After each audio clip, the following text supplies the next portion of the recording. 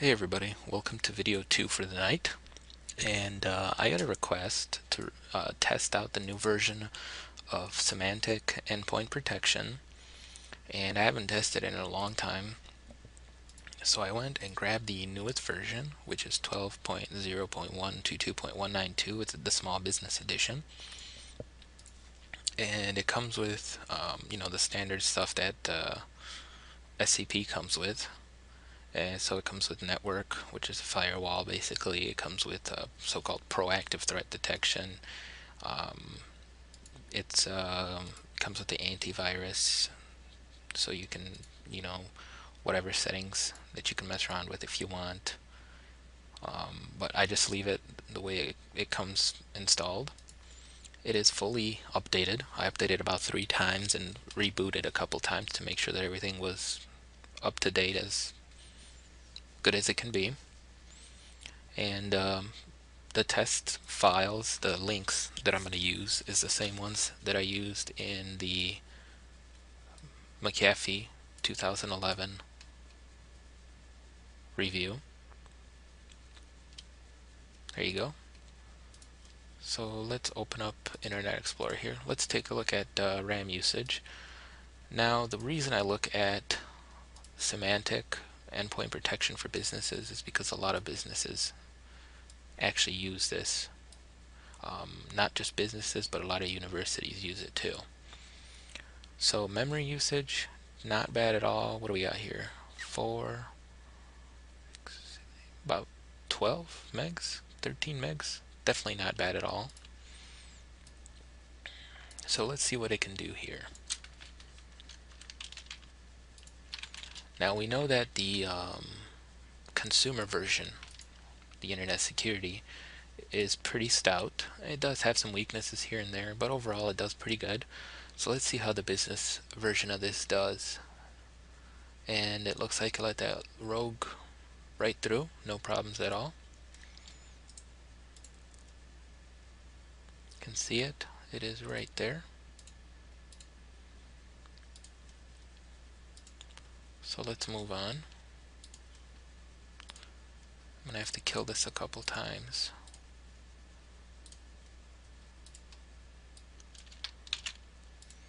Now I don't know if this comes with sonar or not.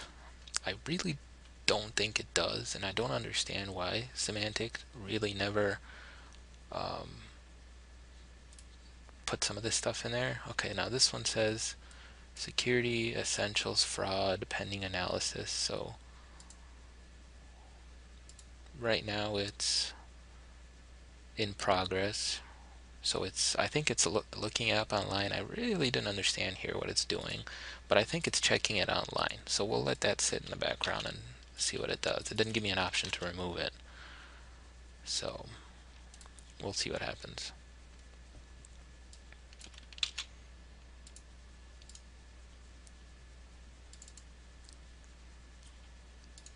Okay, it looks like I found that one.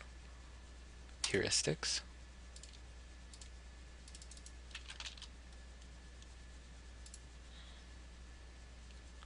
And it looks like I got that one too.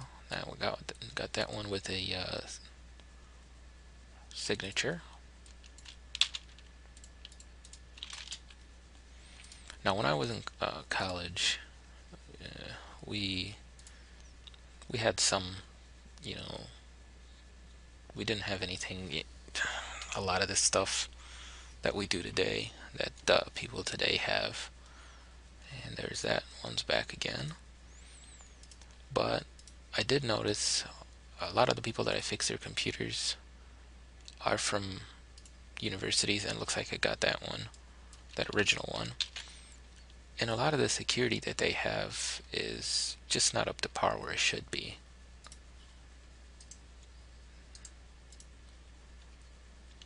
And a lot of the universities charge a fairly high fee to fix computers. And in reality, if they had proper security, they wouldn't waste all the time to fix computers that they let become infected.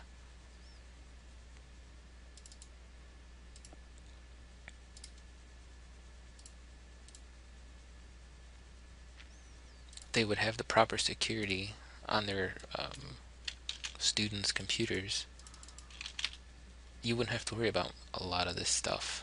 Now, they buy contracts from these major companies. Okay, it looks like it got that one. Yep.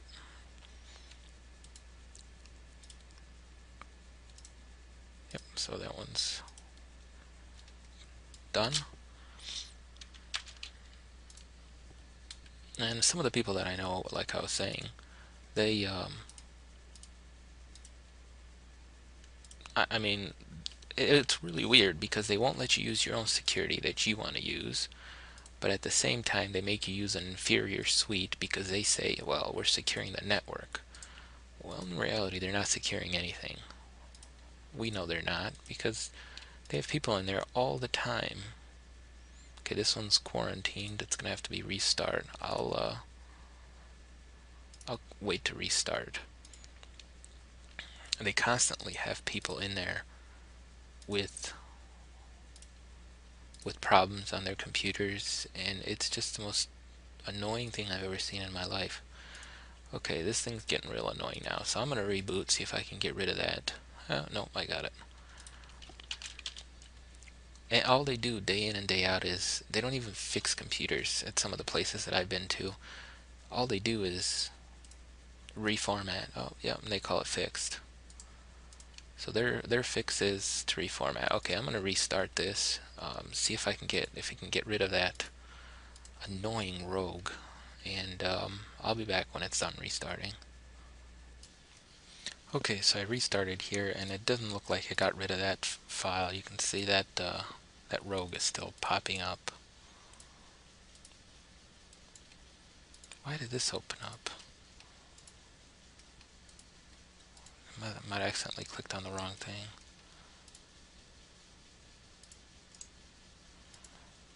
So this is really annoying, but we'll keep going on here. So I think this is where we left off.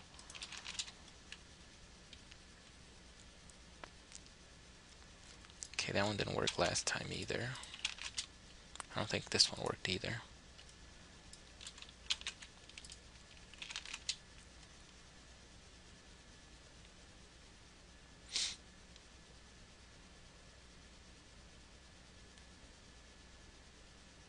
So it looks like it blocked that. Traffic from IP is blocked. HTTP LNOR executable download detected. Okay, so block that one.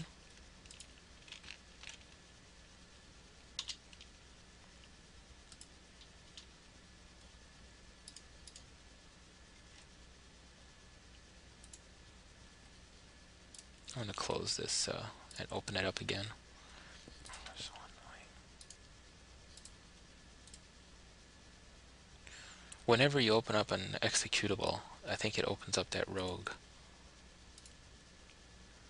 See, that's what I'm saying. It looks like every time you click on anything that's an executable, it automatically pops up that rogue. That can get really old and annoying very fast.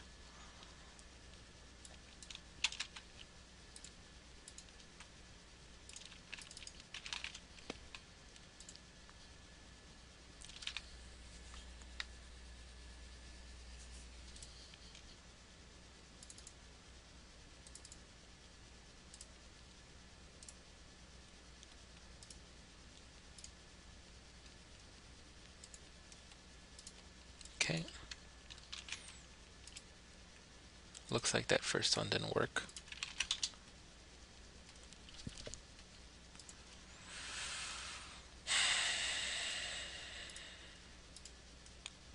Okay, I don't know what just came up in the background here.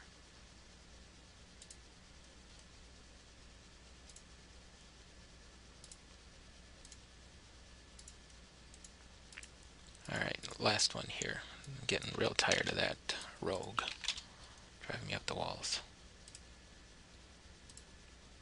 And last one didn't work.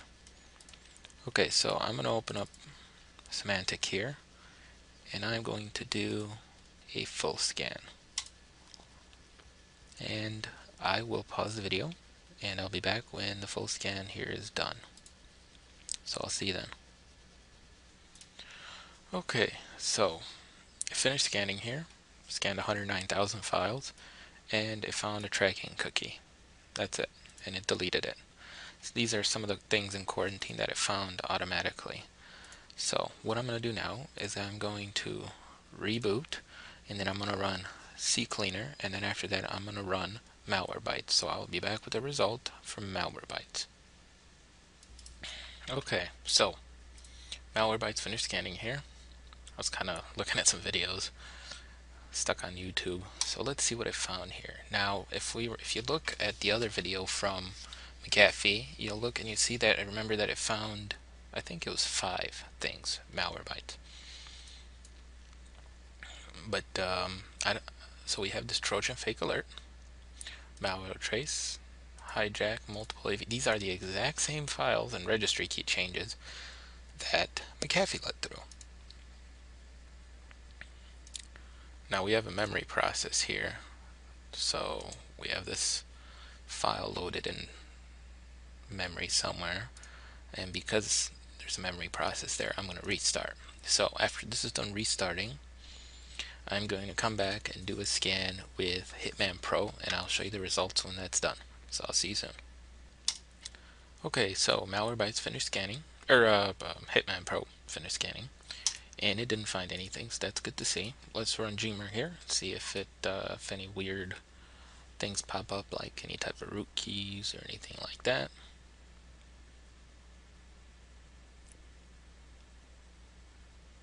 Okay, no weird drivers here, just regular ones from Symantec.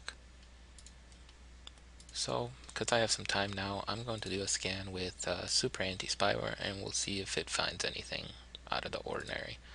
So I'll be back when it's done scanning. Okay, so Super Anti-Spyware finished scanning here, and it found the same problems that it found in the McAfee test, that malware trace registry key and the broken file association. So as you can see, that the Symantec Endpoint protection didn't do any better than the McAfee did.